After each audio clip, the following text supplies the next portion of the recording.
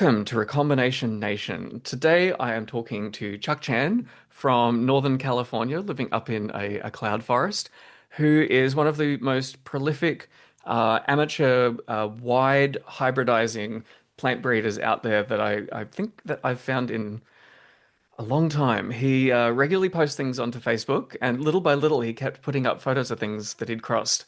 And I'm like, if I had another life and I lived in a cloud forest, these are the things that I would be working on. So I knew I had to get a chance to talk to him. So I'll throw over to Chuck. He can tell us a bit more about the journey through life that led him to this very unusual obsession. So over to you, Chuck.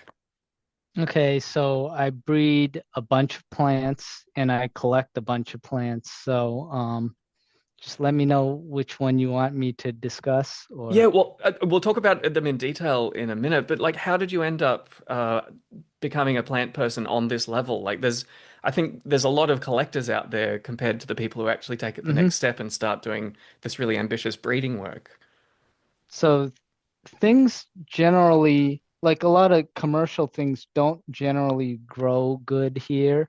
So I have to find like specific plants to grow because we're in like 70 degrees on average and nighttime is like around 50 degrees, and this is in Fahrenheit. Hmm. So we don't get really hot, and we have a prolonged like cool period. So that makes it hard for anything to grow because anything in that require like seasons don't do too well here. And So you're like a anything little mini subtropical, Andes, like little mini yeah, Peru.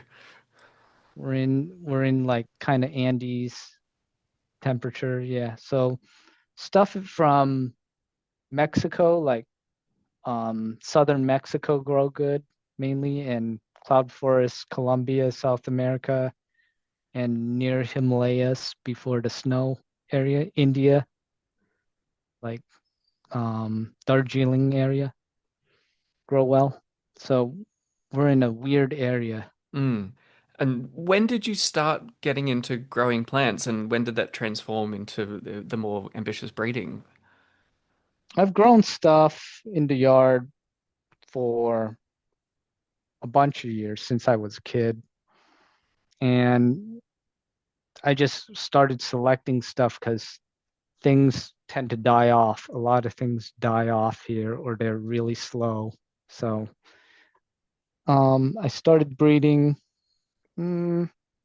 probably 2010-ish Hmm. or before. Yeah, just to select out some better crops just for eating. But yeah, It things makes things it just it grow too definitely makes slow. sense. Yeah. It definitely makes sense. So Yeah. we've got so many interesting plants to talk about. We should probably hmm get into the nitty gritty. Yeah, I Where to collect a start? bunch of other plants too just to grow, but there's a few of them that are bred. Hmm. So So let's you could, talk about the Babacos first. Their genus, am I oh, pronouncing the this correct? Vasconcellia. Vasconcelea? Yeah. Yeah, Um, tell it's me about, how they perform for you, and how did you strategize into like getting wider genetics and starting to do your own so, breeding? so a guy named Joe Simcox collected them, like a bunch of them first, and then my friend Brian Lawfer went and collected them. So the problems with these plants is um, there's two groups of them. One group is from the cloud forest area, and one group is from a little lower land. And We should back up a second too and explain these are a papaya these are relative. papaya relatives Yeah. that are grown in South America, and they are mostly cold growing. They Most of them are male and female, and they are eaten by like South American people, people in Chile. The main one that's grown for fruit is Vasconcellea pubescens. That's the main species. Hmm. The other ones are more obscure. The Babaco is supposed to be a hybrid of Vasconcellea stipulata with another plant it's usually listed as Vasconcellea stipulata with pubescence, but I think it has Weber Baueri and some other stuff in it. Hmm. Um, a lot of these plants are male and female, and then there's one that is monoecious, which is Vasconcellea monoica. So what that means is it'll produce male and female flowers on the same plant. And then there's another one that's some of the Vasconcellea pubescens are hermaphrodite. So there are two, so they will have male flowers and they'll produce a hermaphrodite flower on occasion, and it will have both male and female parts, and you'll get fruit on that too. Hmm. And Hmm. that's true for the regular papaya too. And so the advantage of this genus is that it's more adapted to higher altitude, cooler conditions High than papaya. altitude, there's stuff that is high altitude. There are ones that are more warm growing too. And then they are not from, as far as I could tell, a lot of them, if they get a big frost, they're toast. Hmm. Hmm. So Yeah, they're quite they're like semi-succulent. yeah, they're succulent. If we get a big rain, some of them will rot, like Vasconcellea gudatinia. I tried the seeds, and then after they grow for a couple of years, if we get a cold and wet winter, it will rot at Mm. the base. They all have similar chromosomes, but the group with the oak leaf ones and Vasconcellea candicans, Vasconcellea quercifolia, and I think Vasconcellea lanceolata, those breed together, and then the the other ones breed separate, Hmm. Hmm. from what I could tell. And there were a couple Australian papers showing the breeding of them. So they were originally bred for getting papaya, um, the papaya ring spot resistance, or the papaya, whatever that papaya disease was. Mm. Yeah, but And then they discontinued the research, and then so. mm. So how many different species have you tried to grow out, and like what percentage of those have proven at least viable enough to get to flowering under your conditions? So I flowered stipulata, gudatinia, um, candicans I have not flowered yet. Um, let's see, Manoica I flowered. Um, Stipulata I flowered. And then I'm growing Weber Baueri and Paladensis. Paladensis I flowered. Weber Baueri I have not flowered yet. Hmm. Hmm. Yep. It's is the timing on the flowering really variable, or do they just kind of mature and then do it They all sporadically? flower around summer, Hmm. and I think some of them want more heat than other ones. So you have to get a male and female flower at the same time to get fruit. Mm. And So you I'm have to have guessing, more than one plant. yep, and I'm guessing having the separate sexes is a huge boon. It makes doing hand crossing much easier to keep track of. Do you have any native pollinators that you have to worry about? Like, Oh, do you have to? there's no native pollinators around. You could hand pollinate and they'll be fine. I think they're pollinated by some kind of flies Mhm. in habitat, but I could be wrong. So you're in the perfect location then for doing this kind of work. Yeah, some of them some of them they will self-pollinate if they have the hermaphrodite ones. Hmm. Hmm. Yeah. So And the so, problems you mm, run into is usually like root rot, or it gets too cold and then yeah, get root rot or rotting. do you grow any of the more sensitive species under controlled conditions, like in large pots or under cover, to just Yeah. get them to maturity Yeah, for breeding?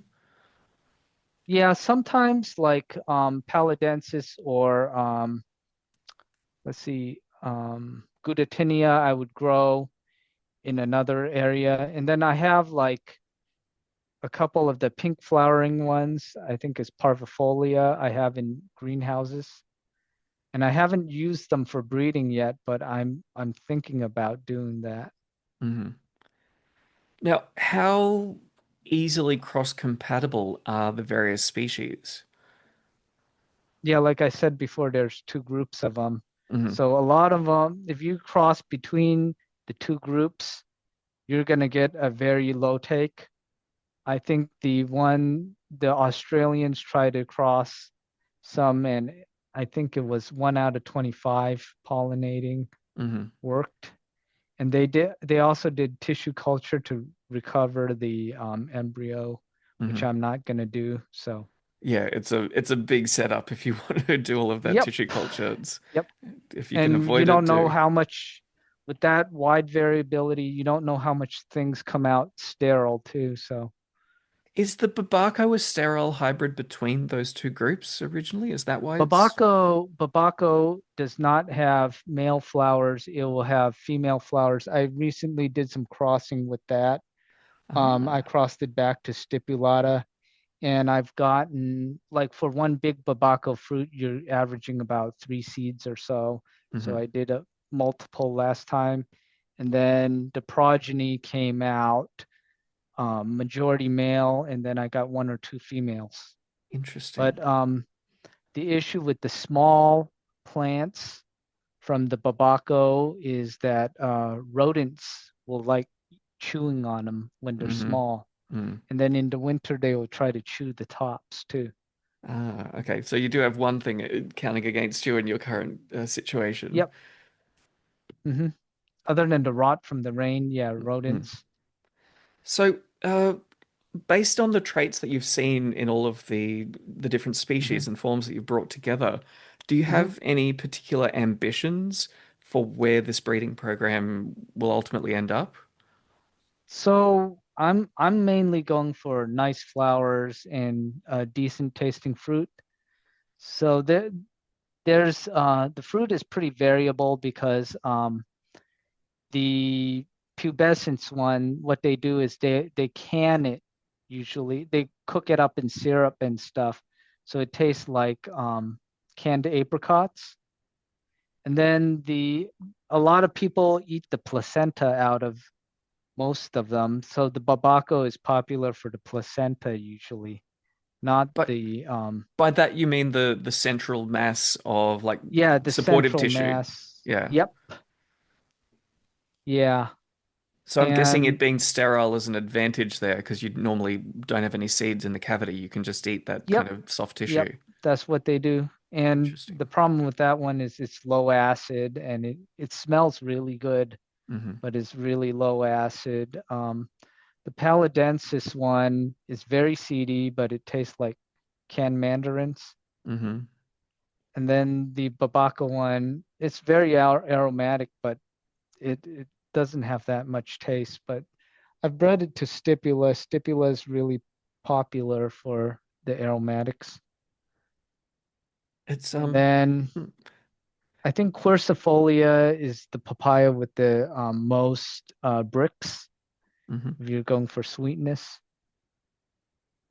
I mean, But it I sounds like such haven't. an ideal setup. You've got all of these species with like you look at the history of like other crops that have been domesticated, and this is like the foundation. Hmm. You need like two or three ideally cross-compatible species that Hmm. have different traits and preferences, and you just have to mix them up and like start that engine and pay Yeah, attention. there's not much sterility between them, much that I Mm, have found. And the one of the things I've done is I've tried crossing the hermaphrodite ones to the ones that are monoecious, and I get a mix of stuff that have like male female flowers sometimes, and I just wanted to get like single plants where you could, you know, produce without another plant. So yeah, I was going that's to ask kind if that's something that would be an advantage or if the yeah, sterility is sometimes useful. the hermaphrodite one is a I looked it up, it's a mutant Y chromosome. So and then the one that is monoecious where they have male and female flowers on one plant is autosomal. So that was interesting. I got some that were they had male and female flowers, and then I got some that were hermaphrodites. So Mm. I don't know yet because I didn't flower all of them. Yeah, yeah, it's But definitely a variable yeah. trait. But I mean, it's just something else that you Hmm. can use it in different ways. Just more broadly, the papaya family, the Caricaceae, are there any Yeah. other genera in there that you think might be worthy of attention? Any that you've played around with Yeah, but yourself? they're a little warmer, Hmm. and some of them no one tasted the fruit, but Brian Lawfer has collected a lot of them. And usually, if you buy a seeds, they're pretty fresh. So I bought some from Rare Palm Seeds in the past, but we what we do is we treat the seeds in potassium nitrate to get better germination, Hmm. and that was based off of a paper from Hawaii. So Interesting. yeah, they Um, don't last too long. So if they are stored bad, you might want to do that. That's a yep, trick I use. just to revive them. It's such a Yep. fascinating project, but we've got others that we want to talk to as well. Yep. Now, another one that I so wish I had the climate to work on this is I think the common name for it is Mashua, Tropalium tuberosum, is Oh, a fairly prominent. Did I get that right? yeah. Yeah, I did. Okay, there's so many unrelated Peruvian tuber crops that Yeah. I've got to figure out what happened in the Andes thousands of years ago that they managed to domesticate everything they put Mm-hmm. their hands on. Um, but that genus is actually much larger. So people might know the nasturtium, which is an annual flowering Yep. species. It's very Mm-hmm. common as a bedding plant in warmer parts of the world. There's a bunch of other tuberous climbing species, which are quite obscure, that grow in cloud forests down in Yep. the Andes as well. I've grown a few of them. They're beautiful. But yeah, I've always wondered about the potential for crossing the Mashua, the tuber root crop, with these other more variable Mm-hmm. species in the family that have a much wider range of climates. Mashua is really sensitive about day length and humidity and temperature. So there's not many places in the world that Mashua grows well, but you Mm-hmm. happen to be in a place where you can flower it. And you've tell me more Yeah. about the work you've done breeding with it. So the thing with the Mashua is there's like one dominant one that we get around here, and the problem flowering it is it usually flowers in around Thanksgiving time because of longer day length, but it produces a lot of tubers, and the tubers taste, if you cook them up, they taste like a radish, but if you eat them raw, it's very, very spicy. Hmm. So what I did was I bred them with a Tropalium Magis Melba peach, which was bred for flowers. So what I did was I kept on bringing the plant inside during the cold months because the Tropalium will Magis will go down Mm. before the tuberosum. And then I just took some pollen and put it on, and then got an F1 going.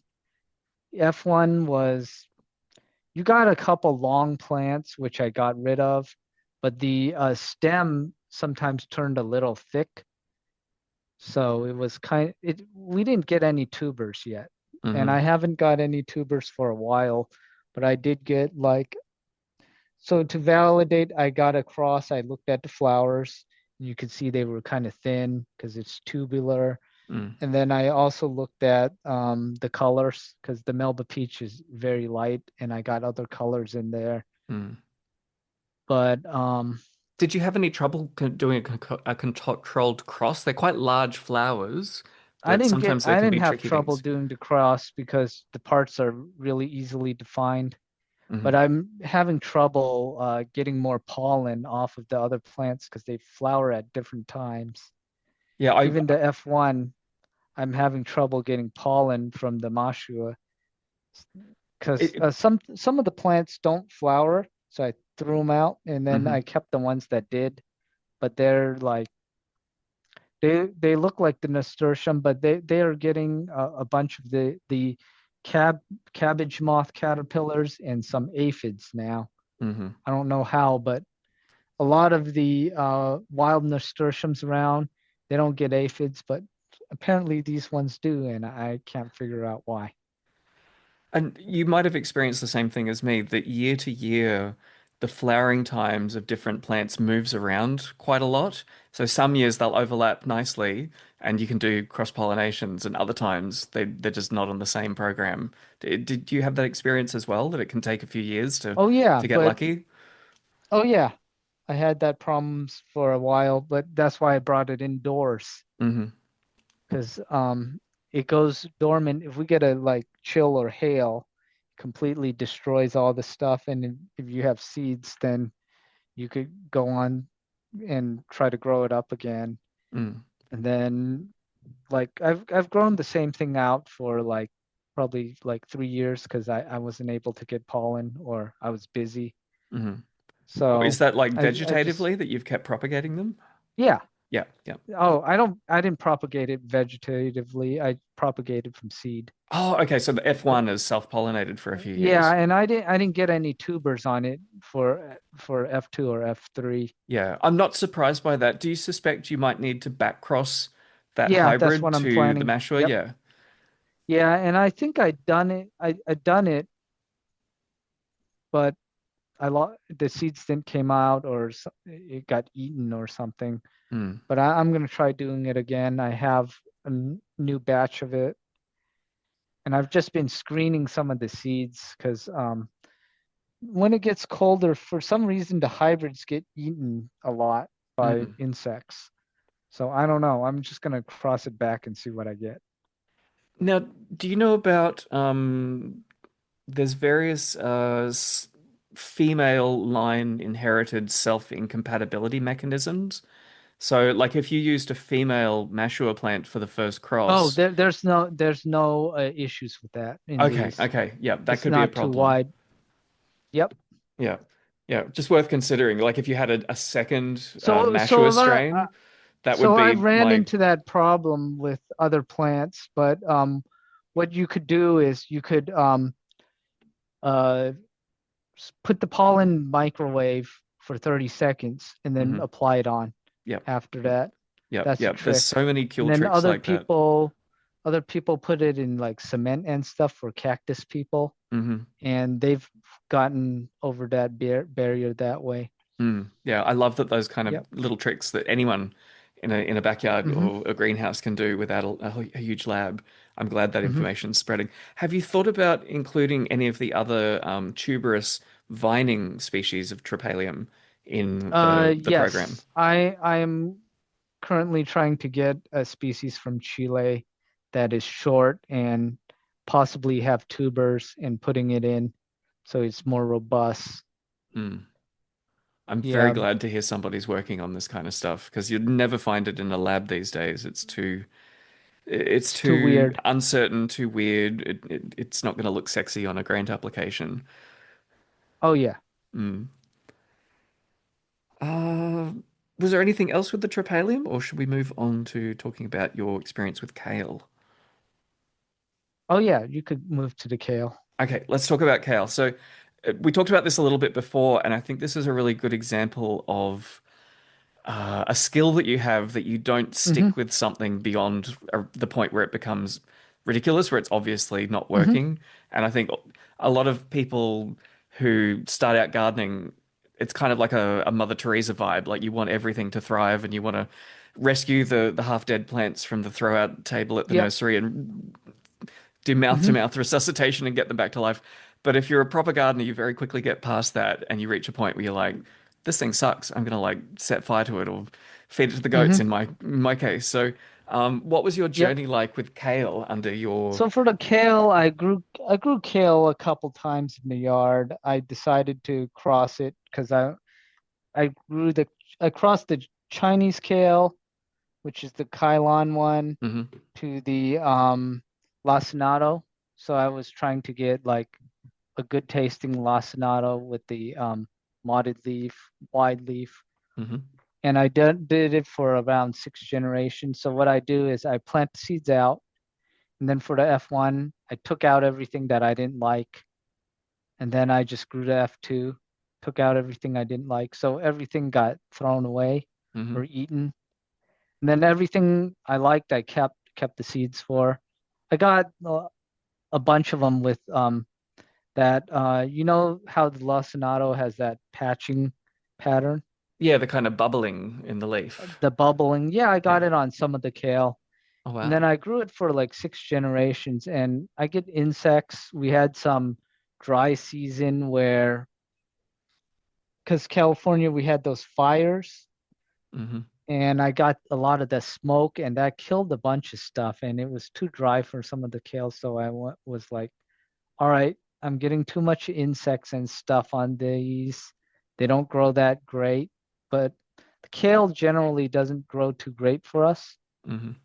So I gave it to my friend Chris so he could continue growing it. And then I gave him some other stuff like I had like a bunch of kales that I was trying out. Pentland Briggs was one of them, Hmm. and I had a purple one, but they didn't grow too good. They got a lot of bugs because sometimes I don't water them enough or it's not wet enough. So, It's tricky too. Sometimes you'll grow a crop and you just get lucky with the conditions the first year and it does really well and you think, oh, I've got it made. And then you go back to mhm. like average weather or worse than average weather for that crop and you have like Yeah, I four think we years in a had a row where it's drought. just not worth Yeah. growing. Yeah. Yeah, I think we had a drought at that time. So, We're but we're all yeah, gamblers. yeah, I switched to mustard because the mustard gets less bugs here. Hmm. I But went through the same cycle and I'm mostly growing Ethiopian kale now, Brassica carinata, for the same I have reasons. that too, but it still gets the bugs. Mm, That one won't, I noticed that one won't bolt on the heat as mm, much, but there's not much selection on that. Yeah, I finally found a Yeah, there's second no really work. different variety. Yeah, there's not much work on that one. Chris done a lot of work on kale and it grows good for him, so I gave him a lot of kales. And I even like found some other kale that he didn't have, so and It I feel just it. sent it to him. Yeah. I don't know about you, but I've done a similar thing of giving away crops where I got together some really interesting genetics and then just reached a point where it was like I've got better things to spend my time on. But it feels so good to put it in someone else's hands and see them have success with it. Oh yeah. Yeah. Yeah. I went out of my way to get him some stuff because he does breeding on a larger scale than me. Hmm. Hmm. Yeah. Yeah, no, it's wonderful to see. Now, Yeah. a program. Actually, let's talk about Allium tuberosum because this was one that I used to grow a fair bit of in the early days, and it's been since replaced with a different genus in the same family. The Tubalgia is one that I'm working on here, but I don't know. It Uh I might be think too cold for that's you there. I think that's one of the invasive ones we have. Oh, that can sometimes be a hint that it wants to be a crop. But tell me about the Yeah. journey. Tell me about the journey you went through with Allium tuberosum or garlic chives, as a lot of people know it. Yeah, so they were in our yard for a while. I didn't think too much of it. And then I started selecting because some leaves were wider than others. So I would take measure them all, throw out all the ones that were like very small, and then do it again for several years. Mm. And then I introduced I haven't introduced genetics for a while, and then I think it was like 3 or 4 years ago, I got some ones that were collected in Iran from the USDA. Mm. Um, they didn't grow too well, which was interesting, and they're still trying to grow. And then I got some Chinese ones too this year, and it didn't it didn't adopt well. But if you go to China, you'll see there's a couple varieties. They'll like eat the roots on some of them, and then Mm. they'll eat the flower stalk. But I haven't got the root one to grow too well here. They're kind of they get infested by that one allium aphid. Mm. If one of your neighbors are growing allium and they like have the aphid, then you have to spray it down with soap or something else, but Mm. it's a constant problem. And I don't think it's easy to control if you don't spray the whole area and get rid of them. They just keep coming back. And I think we were both on the same page at some point, looking at doing interspecies allium crosses because it's a huge genus. There's like, Yep. what is it, 600 different species? Yeah, so Um, I've looked at the section and I figured out what could cross, but it's just timing is very bad because I think I have that bear onion thing, Allium urus something, mm, and that's a wide leaf one. It should be able to cross, and I also have Allium victorialis, which should be able to also cross, but they don't flower at the same time. mm. And there's a million So, and one little tricks you could try to like manipulate their flowering time, and oh it, yeah, with you only get lights one and chance stuff. per season. I I know that you could use lights to do it, but Mm, it's a big hassle and they like to flower like right now when the day lengths are a little longer. mm. But And I think with alliums as well, the pollen isn't easy to store. Some plants you can like yeah, they're dry very the pollen and small. freeze it. Yeah. Yeah. Hmm. Well, it's interesting I don't at least to talk to somebody who's like explored in that direction and ran into some Yeah, barriers. I'm just waiting until I get enough stuff because the other alliums, I bought a couple of them. I just don't have enough of them. Mm. So if you have more plants, you have more of a chance to cross because something flowers off season, you're more likely to be able to cross it. I'm also guessing it's the kind of project that somebody could take exactly the same range of species and clones that you have, and like in the next valley over at a slightly different latitude or altitude, and they would get things flowering and lining up perfectly. Like it would be effortless for Oh them. yeah, with the light, yeah. Mm. It's probably most likely the day lengths. Mm-hmm. Mm-hmm. Yep. Yeah, so we're putting the vibes out into the universe. We need more people doing that kind of wild, wide allium crossing because it has a huge potential in all of those species. There is a lot of crossing for flowers. And Hmm. then there like I think the garlic needs to be worked on because a lot of people they just propagate from bulbs. Yeah, there's people who have like Yeah. taken it back from the brink of being infertile through some very fiddly work. Hmm. I've got one of those garlic breeders on my list. I have to track them down and talk more about that whole. Yeah, Uh, the other one is saffron. oh Might be yes, interesting if yeah. someone's breeding it, back crossing it to Cartwright Tanis. There has to be someone doing that. Now, Yeah, it's the last genus that we had on the list to talk about was Passiflora, and again, it's a huge, really diverse, really mhm. overwhelming genus that could be taken in a whole lot of different directions. So, what have you tried to do with Passiflora? Okay, so the Passiflora, all the fruiting stuff that we eat are pretty much in one section.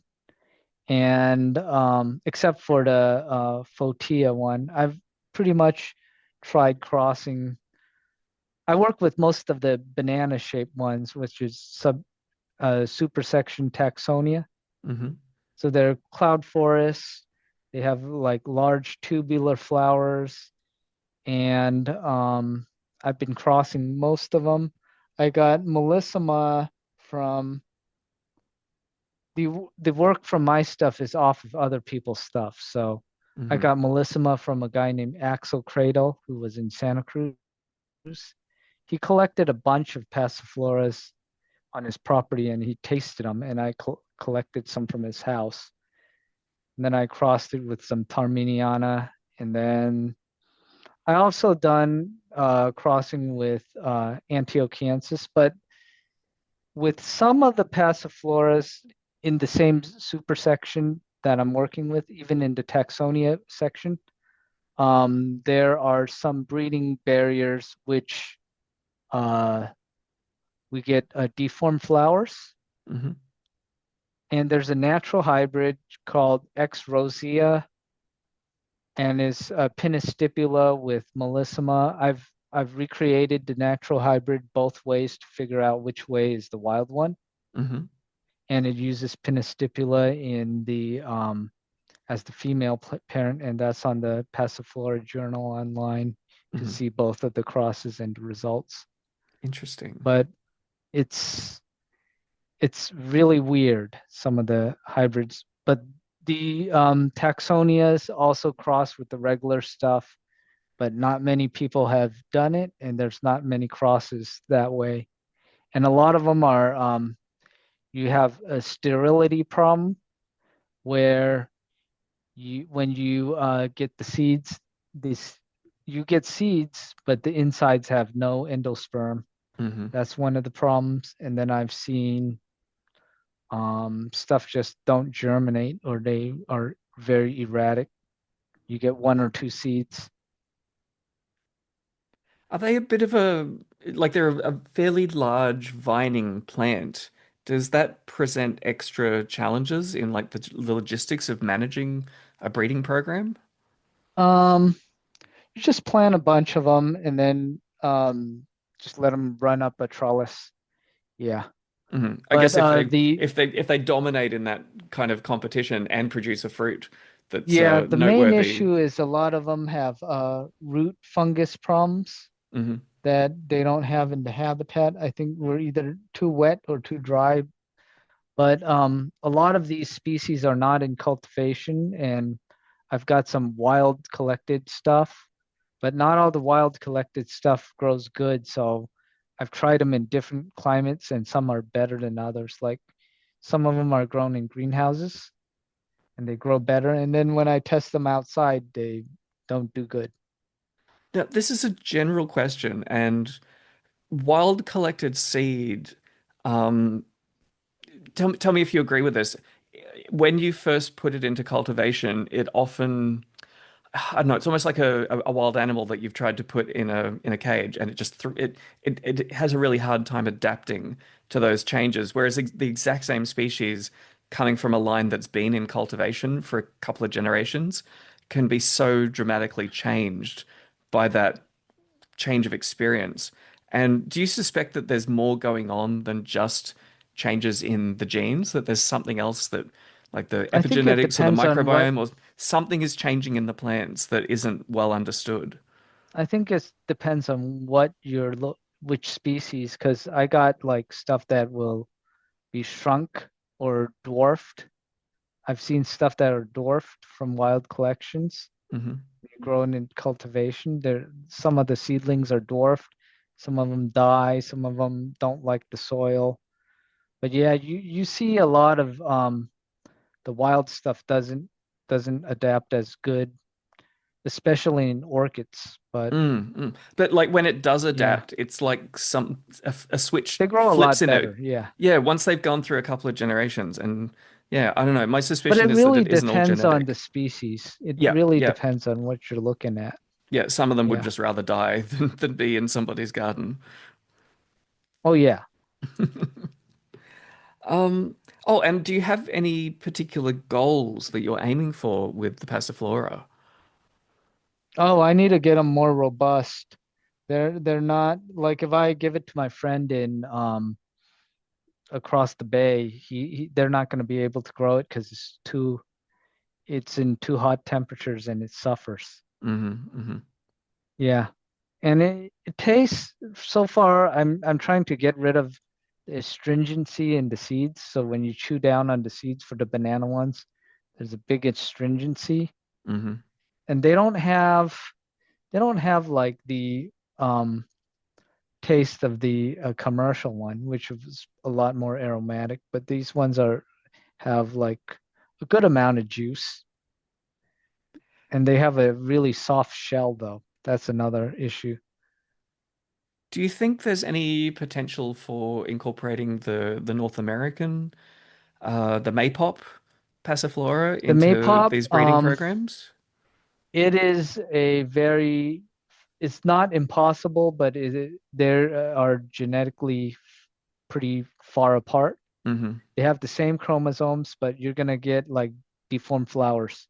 Yeah, yeah, yeah. Yep. Bigger barriers So the further things are. you have to do a couple crosses. It's should be possible because they have the same amount of genetics. And some people bred the Maypop with edulous, which is the common one we see, Hmm. and they've had a lot of success. Yep. Yeah, it's good to see all that potential, all that richness in the genus Yeah, being put to there's use. people who've worked on that for a while, so we're gonna see a bunch of hybrids with mainly Tucumanensis, um, Incarnata, and Edulus, and a couple of the maybe a couple of the alata ones, which are the bigger ones. Hmm. But it's a slow process. Yeah, yeah. Yep. Now, you mentioned as well that you're doing a little bit of early work with honeysuckles, Lonicera. Yep. And I love getting snapshots. Like, it's really exciting to talk to people who have a project they've been doing for 20 years and like they've reached all their Hmm. goals and but that they often forget like what it was like in the first couple of years of like hoping and planning and struggling. Yep. And I would love to kind of get a snapshot of where your honeysuckle project is. So right now I've collected a couple honeysuckles. So the honeysuckle, I just have a plant of the japonica one in the yard. We used to use it for tea. I just thought it might be a good idea to have like more species and cross them to have bigger flowers, more flowers. I haven't explored breeding with the fruit one, but nobody has bred with the Indian honeysuckle, which is the largest one in the genus. And I've started doing some crosses with that one. I've done some with mostly Japonica and other like subspecies to get a more robust one. But these things are people say they're invasive. I don't think they're that invasive because I got a lot of stuff that died. Hmm. Yeah, but they're on the invasive list of invasive species. But In my experience, like even the worst invasive species are really particular about the yeah, places they want to be yep, invasive. the habitats. Yep. Mm. So yeah, if you're outside of that trouble zone, it's a very different dynamic, but the reputation tends to follow them once they're identified as being evil plants. Hmm. So the main goal I'm trying to get is I'm gonna try to get one with a lot of flowers because we kind of use it for tea a little bit. Hmm. And then I'm gonna try to get it to be like a tree shaped one. So I'm gonna look for another species that with the same chromosomes. And then there's a fruiting one too that people have worked on, but I haven't seen much breeding with it Mm. outside the species. Mm. And that one has it needs a chill or something, but I haven't grown it before. So I'm not sure if I'm gonna work with that one yet, but mainly I just took a bunch of stuff that are genetically close so far, so I wouldn't have any problems. Hmm. Well, a general Yeah. question before we move on, like where do you typically source all of this rare material? And is that kind of part of the fun? If I remember my collecting Oh, the days, that's materials like yeah. for which one? For everything, just in general. Like if someone wanted to like start down this path, what are the places you can go looking for unusual material? Oh, some of the wholesale nurseries around here sells them, and then I go online and look for what I want. Some of the like wild collected stuff is a lot harder to source. You have to know people who collect stuff, Hmm. or in botanical gardens sometimes. You could ask for cuttings and stuff. Have you found social Um, media to be useful at yeah, times?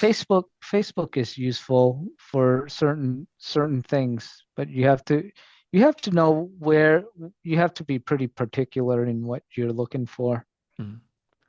I guess Or you having have really to know specific people who Latin names helps as well collect. too. It makes Yep, things yep. searchable. Yeah, what the main problem I have is like figuring out the chromosome counts on some of these things to see if it's worth wasting my time on it or not. Do you think that Because if you always get matters, stuff, or sometimes it's worth having a try? it's better to look at the chromosome counts so you could try it out. But if you get mismatch, you're less likely going to get something that's not deformed. Mm, mm, Yeah. okay, good to know. Now, So you're trying to get non-sterile, non-deformed stuff. yep, so you don't hit a There's, dead end. yep. Mm. So another thing I love talking to people about is their approaches to lowering inputs. Because one of the beauties of breeding plants is you can come up with varieties that need a lot less fiddling and support under your local conditions, and that's Oh a yeah. huge concern for you. Yep. So I'm curious, what's your approach, what particular inputs have you found a way of getting around? Okay, so I've done this. So for passifloras, what I've done is I grew a lot from seed on like there's some that are really sensitive, so I just grow a lot from seed, then put them out in full sun here, and then whatever survives, survives. Mm. And then I keep those, and then I would breed them again. Whatever survives, survives. Just throw out the seeds. Do you do anything to like tune the level of selection in those early generations? Like if you don't want to lose everything, Oh, if do you I'm sometimes looking do a at little bit of stuff, watering, like after half of them have died? oh, I keep 10% only. Okay, okay. Yeah, I usually keep 10%. I don't even keep half of them. Hmm. Yeah, unless I don't have enough material, I'll keep more. But Hmm. usually I keep like 10% of them Yeah, I was because about to ask that. Like the I'm rare trying material to that you've just bottle started growing, I'm bottleneck. guessing Yeah. you apply inputs and support to that to get it If I through. don't have enough seeds, I'll keep everything. But if I have like a mass of seeds, I just grow out a big batch and then whatever doesn't survive gets or whatever looks funny gets tossed. Hmm. Hmm. What Yeah. about with fertility inputs? Have you found that the breeding programs have allowed you to use less nutrient inputs? Um, I don't really fertilize too much except for I think for physalis I fertilize, but other stuff I haven't fertilized that much. Hmm. Interesting. Like Yeah. it's not So even. I love that it's not even on your radar. You're like, oh yeah, normal people, yeah. normal gardeners think that they're supposed to pour all Yeah, of this chemical on. certain things I will fertilize like there's blueberry relatives I have that if you don't fertilize them, they don't grow. So Hmm. yeah, but other stuff I don't fertilize that much. So And what about pest control? Is pest control. I'm Um, guessing the kale is kind of like the classic yeah, I example. just You got just rid gave of up it. on it. You replaced it with something The else. thrips. I got thrips on some plants. If they die, they die. And then I tried controlling them one point. It's like after a while, there's no point. So Hmm.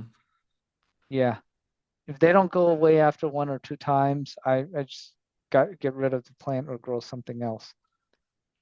If you're anything Because like me, like if you've got a because really diverse, abundant, thriving garden, when one plant decides or you decide for it that it's not worth continuing with, it's like, yay, now I've got space. I don't have to worry about yeah, it. I can put something else in there.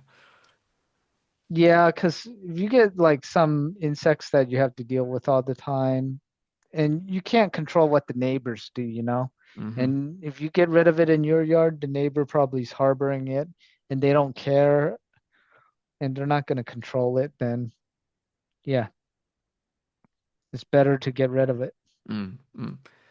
Now, I'm also really curious to talk about how you connect with like the wider plant breeding community and share your work and your thoughts on that. Hmm. So, yeah, just let's start out talking about in general, like how do you make connections with other people to both, get material off them and share material in Hmm. return?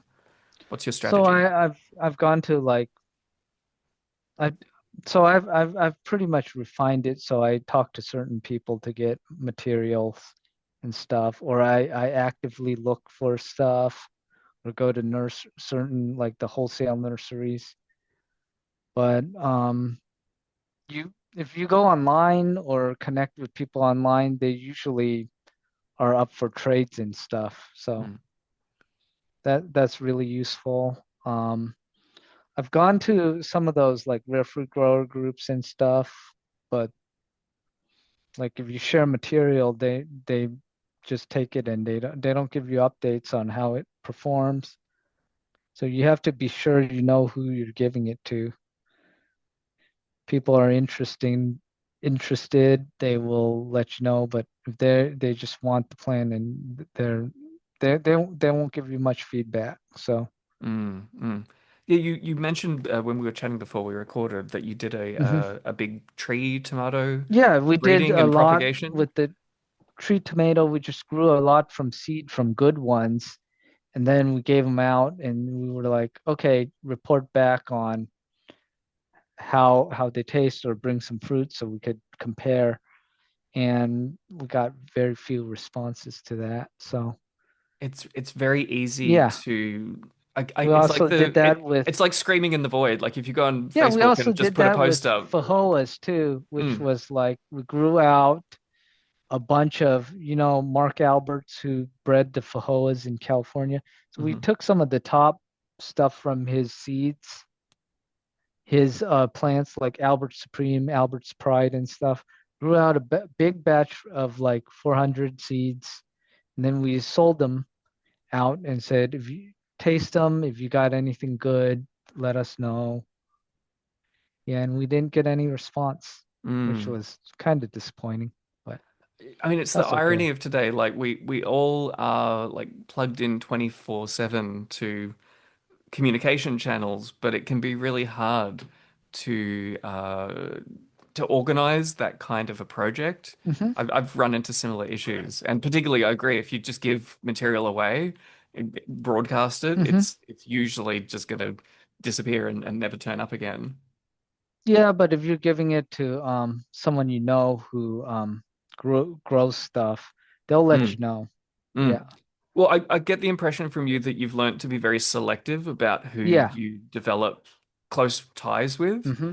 And I don't know, like reflecting on that, like how do you go through the process? Like what are the stages of coming to trust somebody with like your best and Oh, rarest usually material? you just see what they grow, and if they talk to you and they let you know what they like or they trade you stuff, usually you kind of figure it out. Yeah, I'm guessing you kind of like build up Yeah, to you a kind of level of prime trust over time. responses. Yeah. Here's a more general question too. Like, as somebody doing this particular, like, unusual level of breeding and work, do you feel like you need that you could use more collaborators or more opportunities to like show people that they can do similar things? And I know it can be a lot of energy, like, to invest in training people up from like, ordinary gardeners to collectors to breeders. Yeah, the problem is we don't have much space. I don't have much space, and if let's say I'm looking for another person, they have to have the same conditions as me, but Hmm. that's the challenge. I don't have many people with the same conditions, so anything I grow here that grows well might not do well somewhere else. What about neighbors and people like in the immediate vicinity? They could Oh, be the we ideal tried that. We candidates. tried that before. We tried using that next door app to try to figure out if stuff grows well or if people want extra material. Well, it's really unreliable. Like oh yeah, we'll pick it up later, and then they don't Mm. come and stuff. So, And it's it's tricky not, too, because like you're so many steps ahead of like a typical backyard gardener yeah. to try and like educate them on just to appreciate like No, how no, unusual this stuff is. we just need like a simple thing. Mm, Does it grow well? Does it taste good? That's it. Or whatever your goals are. You just farm it out, and then they all they have to do is bring it back and tell you mm. or get a response. And even something as simple as that is very difficult for a lot of people to do. Do you think it's partly a matter of like how far through the breeding program you are? So when often the beginning stages, the first generations are very variable, their properties aren't known, like it's a lot of question marks over things. But you need to get to like, generation 10 or something before it's fairly reliably productive and nice to You need to get use. to about generation 5 for everything to be uniform. So Yeah. Yep. yeah. Yeah. I think that might be an issue I had. I started sending material out to the community in like second or third generation. It's like, yeah, it wasn't ready. You're pretty close. If you Yeah. send it out second or third, you're pretty close. Yep. Everything's like kind of uniform. You might get an outlier or two. Yeah, Do it depends if it's multiple genes or one gene. But yep. if you're trying to bottleneck stuff, it's usually 5 generations. Do you think some crops are better for those kind of outreach programs than others? Um, I think people like the annual stuff that people grow. I think that is not as good because people get tired or they forget to water or collect seeds. Mm. So they just buy new seeds. That's all they do. Yeah. You Yeah. just buy new seeds. But the perennial stuff, you might be able to, it might be easier to get like some feedback. Yeah, yeah, I think you're onto something there. It's a tricky, thorny problem, and it takes Yeah. a lot of time and energy that you could be having fun in the garden on your own. So hmm I totally get where you're coming from. I think you might want to ask Chris about that because Chris does like a bunch of kales and he farms it out to like several other places to breed them too. Yeah, yeah, yeah, And yeah. he Some has people are like putting a lot more selections. energy So into it, and I'm sure yeah. people who have succeeded on that spent many years um, putting energy and resources in places that didn't work. It took a while to find the right tricks. hmm Mm. Mm. Now, I think that's all of the main questions that I wanted to ask. So I'll Okay. round off with the fun question that I throw at everyone. If you could wave a magic wand and create a new life form, and it doesn't have to be limited to plants. Like if you are uh, a, a wannabe animal breeder and you never had like, thousands of acres to domesticate giraffes or something, like what would you wish into existence? What do you think the world needs? I think a lot of the crops need more dual usage. Like you have stuff like broccoli with the tops, and then you could get like kohlrabi with the bottoms. And same with sunflower. You have like the seeds from the top, and then you could have like the bottom with the sunchoke stuff. I think Ah, you yes. want to save space with some of the crops so you could get more output from them. You can I get a think that would staggered be harvest really, as well. yeah, you could get a very interesting output for some of those crops if someone works on it. I love that answer. Yes.